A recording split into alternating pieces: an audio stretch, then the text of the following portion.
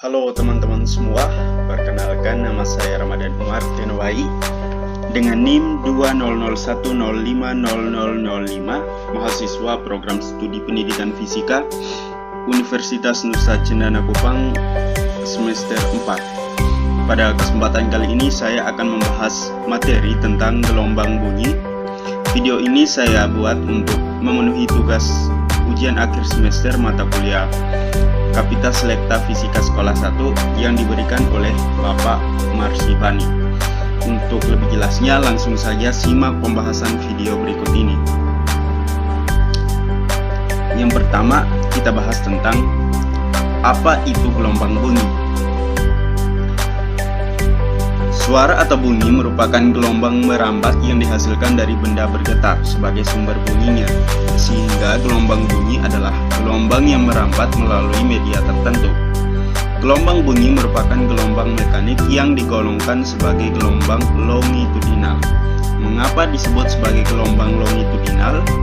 Karena arah rambat bunyi itu searah, atau dalam perambatannya itu arah rambat gelombang bunyi itu satu arah saja. Dan mengapa dikatakan sebagai gelombang mekanik? Karena bunyi ini membutuhkan media perambat atau perambatan medium. Jadi media rambat itu ada tiga, yaitu zat padat, zat cair, dan zat gas. Syarat bunyi dapat didengar adalah sebagai berikut, yaitu yang pertama ada sumber bunyi. Ya, sumber bunyi misalnya kita berbicara, ya sumber bunyinya berasal dari pita suara, kemudian musik yang keluar dari handphone, speaker, radio, dan lain sebagainya. Kemudian adanya media rambat atau perambatan. Media rambat ini ada tiga, ya tadi, zat padat, zat cair, dan zat gas. Kemudian yang ketiga adanya pendengar, yaitu kita manusia dan hewan. Kemudian yang berikutnya adalah karakteristik bunyi.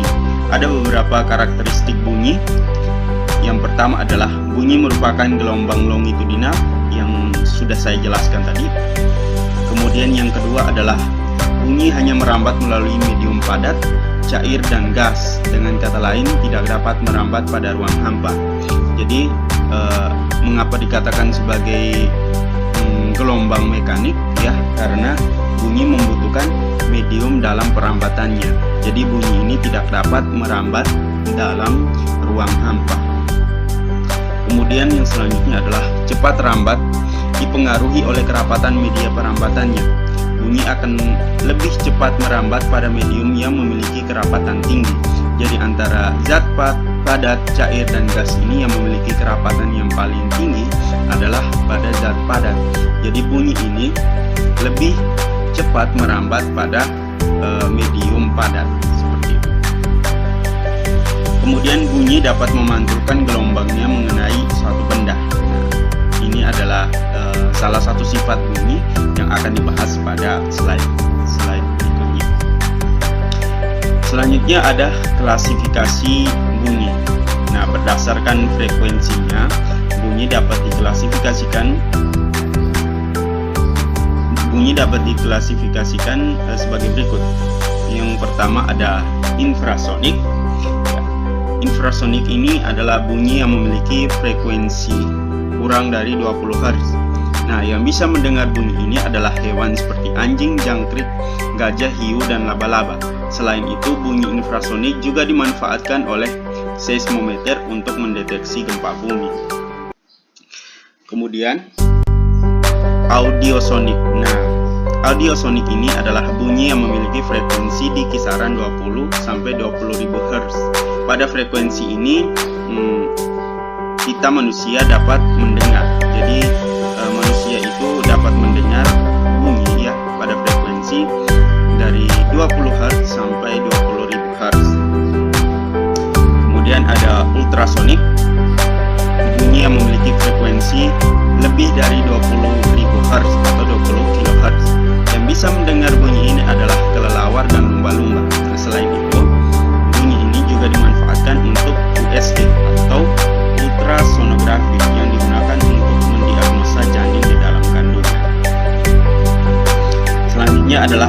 kita membahas tentang sifat-sifat gelombang bunyi.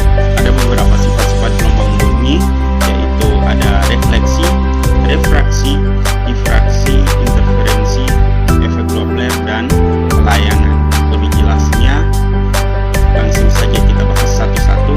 Yang pertama yaitu tentang refleksi atau pemantulan. Ketika bunyi merambat melalui mediumnya, maka bunyi akan dipantulkan apabila mengenai permukaan benda yang keras. Nah, misalnya bunyi tersebut mengenai permukaan batu, kaca, ataupun besi atau dinding, ya, maka bunyi tersebut akan dipantulkan.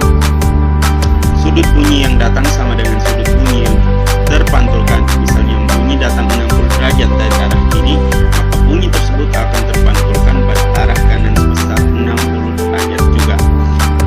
Bisa teman-teman lihat pada gambar, ya, misalnya, ya, bunyi datang dari arah kiri dan membentuk sudut, ya, sudut pantul, ya, sebesar, maaf, bunyi datang dari arah kiri sebesar 60 derajat, maka sudut yang terbentuk atau sudut pantul yang terbentuk itu sama dengan sudut datang, yaitu 60 derajat. Seperti itu.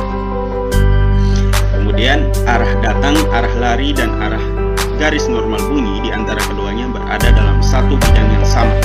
Jadi ini ada bidang pantul, dia.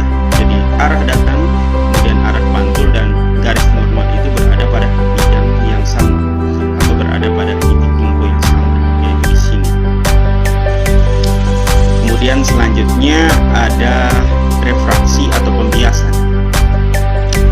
Sifat ini terjadi ketika ada bunyi yang melewati dua media perambatan yang berbeda.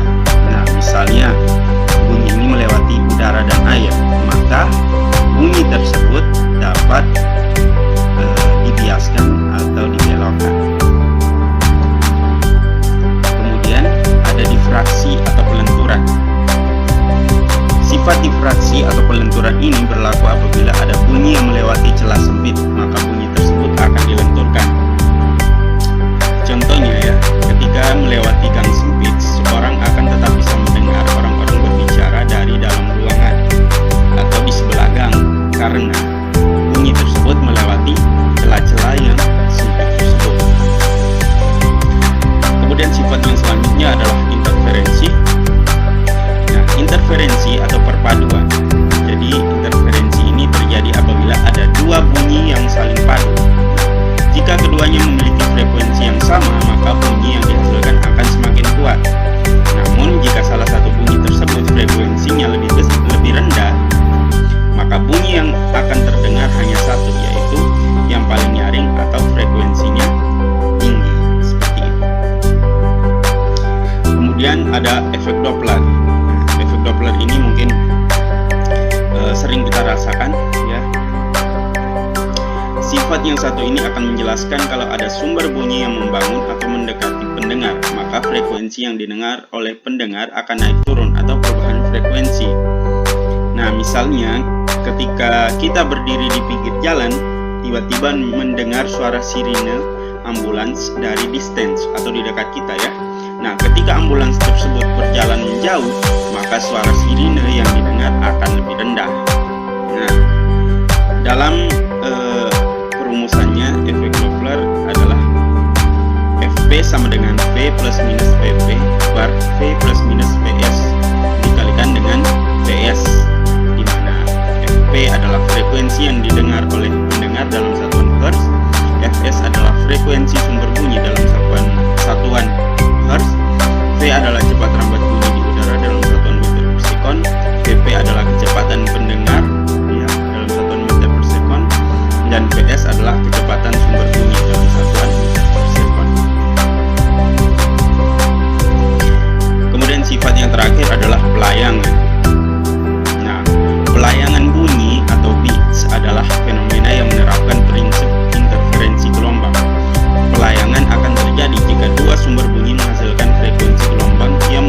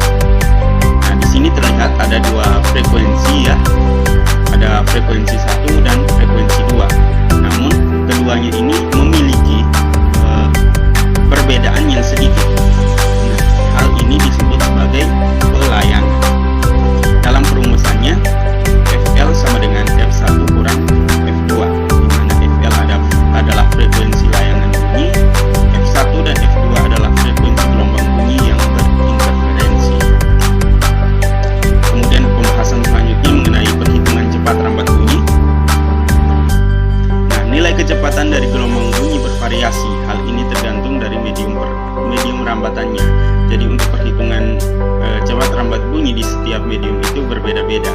Tapi secara umum, cara menghitung cepat rambat bunyi adalah V sama dengan S per T, di mana V adalah cepat rambat bunyi dalam satuan meter per sekon, S adalah jarak tempuh dalam satuan meter, T adalah waktu dalam satuan sekon. Kemudian untuk menghitung cepat rambat bunyi melalui beberapa medium, yaitu sebagai berikut. Yang pertama ada zat padat dengan rumus V sama dengan akar dari E per rho. Kemudian ada pada zat cair dengan rumus V sama dengan akar dari B per rho. Kemudian ada pada zat gas itu V sama dengan akar dari gamma kali RT per M. Nah, di mana V adalah